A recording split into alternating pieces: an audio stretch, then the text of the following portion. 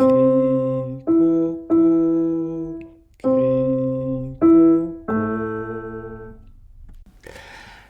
and welcome to another episode of Critical Coffee Considerations with me, Francis Peck.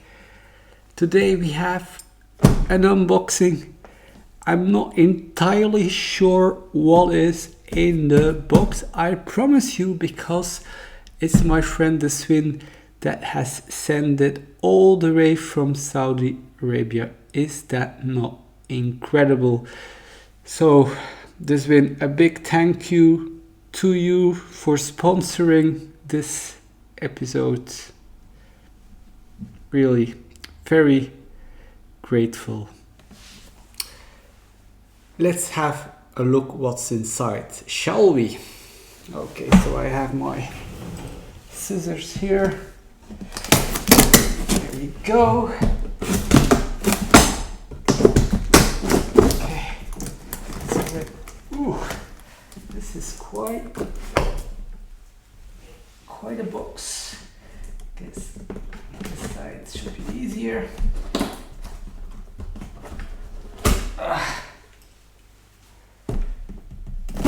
Okay, almost there. Almost. Not quite. Yes. There it goes. Cracking. And this side up. Yes, and then of course, as always, well, not always, but most of the time, a box in the box. This one can go away. Very nicely packed by DHL. Not that many options for shipping across that distance. So of course FedEx, and then what else do we have? Don't really know. Not here to make advertisement for anyone specifically. So now it's written in Arabic, which I'm not able to read, but it looks like some sort of a kettle. Okay. That on there. And then we have another box. Well, that was a box, but another kind of packing. Guess they wanted this to be very kind of stable. Alrighty. How do we get past all the tape? That's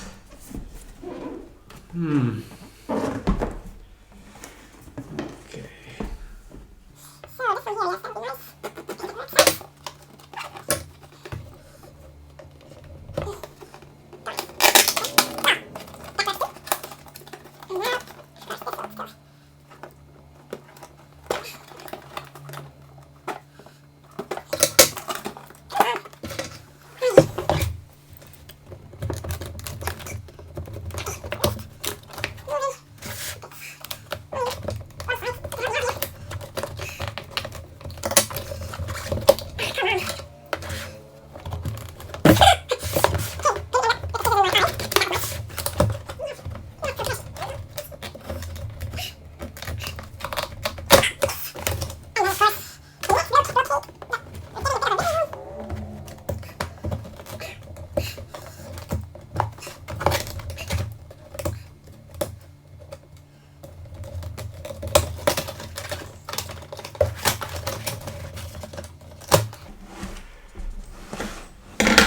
Get this a bit down.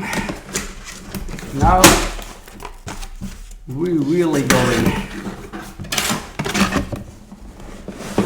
And then we have something, I guess, that just passes the electricity.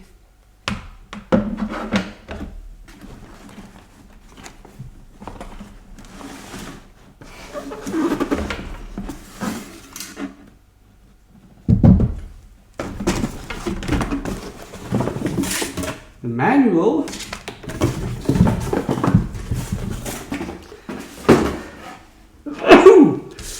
bless me. Now, the user guide, and I'm lucky. At least the first 2 words are in English. This side, it also says user guide, but then in Arabic, because I have faith in these kind of things. That's really the nice thing about Arabic, given that it's written from the right to the left. And we write from the left to the right, you know. You don't need to do any kind of things like that. It's just, you have both languages side by side, like this. And you can share a centerfold. Like, I mean, it's brilliant. So, Arabic coffee maker. We have an Arabic coffee maker thanks to Desun. Incredible. Here it is. Here it is. This is the kind of, this feels Arabic. This is how I like to have my Arabic coffee. So I did live in Saudi Arabia for 2 years as an expat philosopher, because what else is a philosopher to do? But that was a brilliant period, and I really learned a lot about life and coffee. You know, it was there that I truly learned that coffee originated, or the habit of drinking coffee originated within Islam. Very interesting. So now we have a way of going back, exploring how it was enjoyed at the very beginning. But now with the conveniences of the 20th and 21st century, the only thing that I'll need to solve before proceeding with tasting some delicious coffee is finding a transformer for the plug. I have something somewhere, because I used to have other appliances with this kind of plug. So looking forward to that. Either I'll add it on to this video, or it will be a separate video exploring Arabic recipes. Desun, you're fabulous, amazing, much appreciated. Anyone else, of course, if you want to sponsor this channel with some interesting coffee devices, I'm always here, ready to do experiments. Or else see you in the next episode.